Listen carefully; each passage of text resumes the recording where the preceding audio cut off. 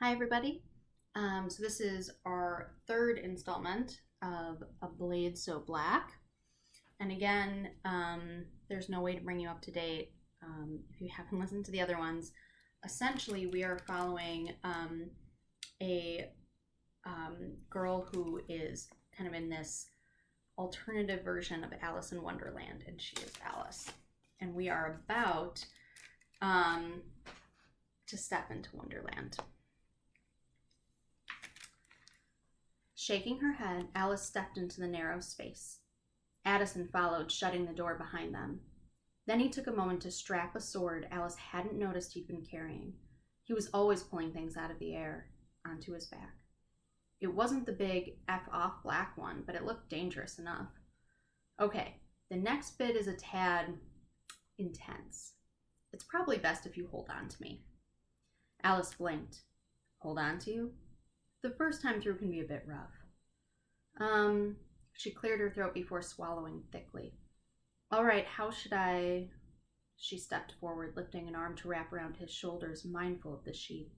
Like this? He nodded, watching her with those slightly shimmering eyes. Whatever you're comfortable with, so long as you've got a good grip. Right. Alice stepped in a little closer, trying to concentrate on anything but how he smelled faintly of spiced rum, cologne, and something sweet she couldn't place. His arm slipped under hers, hooking around her back. The other reached out to flip the switch, plunging them into darkness. Last chance to back down, he murmured, his lips near her ear. You've accomplished a lot. No one will think less of you. She couldn't say she hadn't thought about walking away. He was talking about fighting monsters, but she wanted this, needed it. She shook her head, then nodded quickly. No, I'm ready. Here we go, he warned. His voice rippled through her.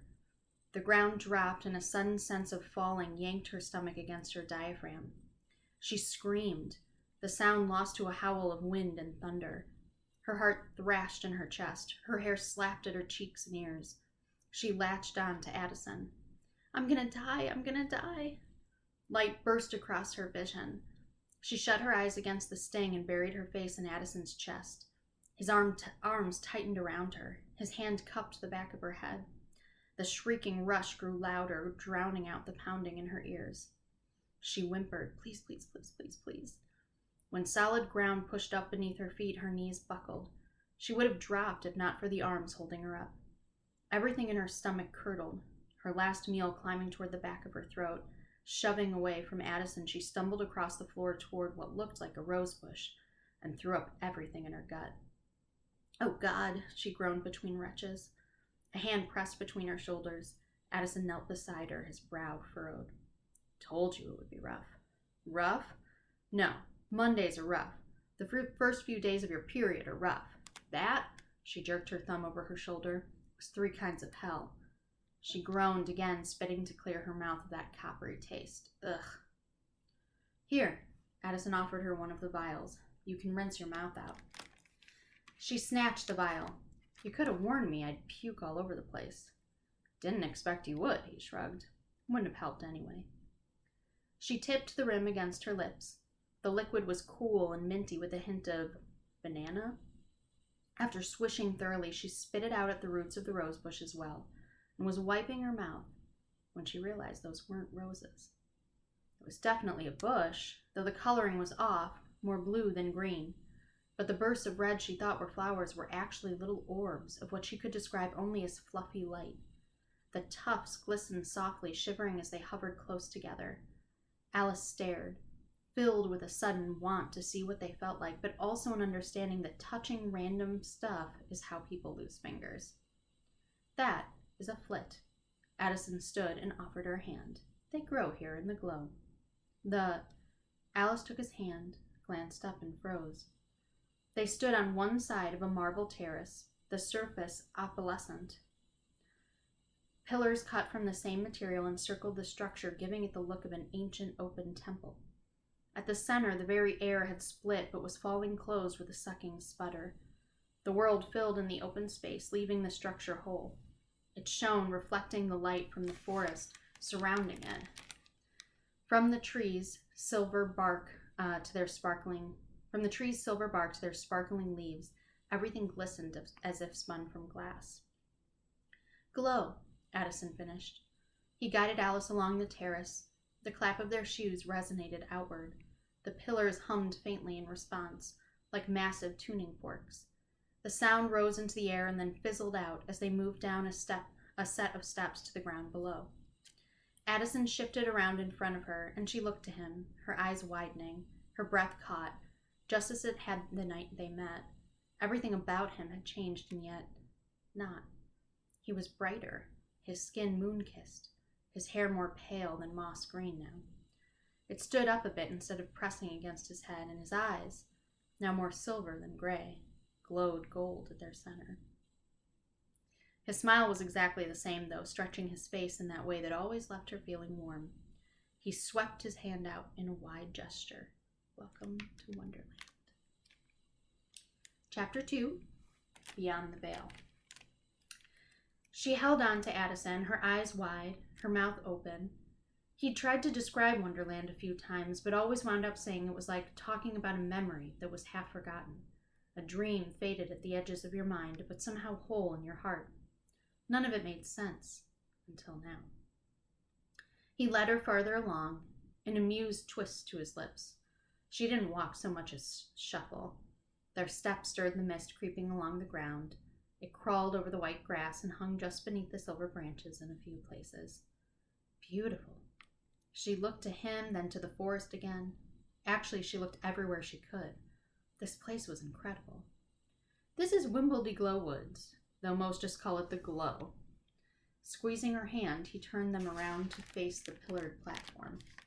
That's the gateway. It's closed at the moment, and now you must defend it from nightmares seeking to enter your world. With my help, of course. Oh, right.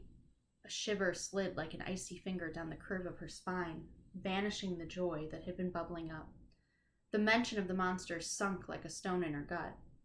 Are we here to stop one? She hated the slight tremble in her voice. He nodded. Small one, not far. I said you were ready, and I meant it. Oh. This was really happening. She was really here. They were really going to do this. This is what you wanted. She cleared her throat and squared her shoulders. This is what you wanted. Everything all right? Addison watched her from nearby, a single eyebrow arched. Fine, I'm fine. A deep breath helped calm the flurry of anxiety skittering through her a little. We can go back if you don't think. I said I'm fine, though the fearful flutter in her chest was distracting. His other brow shot up to join the first one. Very well. She didn't mean to put that much bass in her voice, but she had to hold on to this. But what if she didn't come back? No, she had to do this. But her body wouldn't listen to her. She just stood there, frozen. Do you remember why it's best to slay a nightmare before it crosses into your world? Addison asked, those multicolored eyes still on her. Alice nodded. Of course she knew. They'd gone over it 100 times. Humans were the source of a nightmare's strength, and the closer the beasties got to people, the more powerful they became. Humans were the source of everything, really.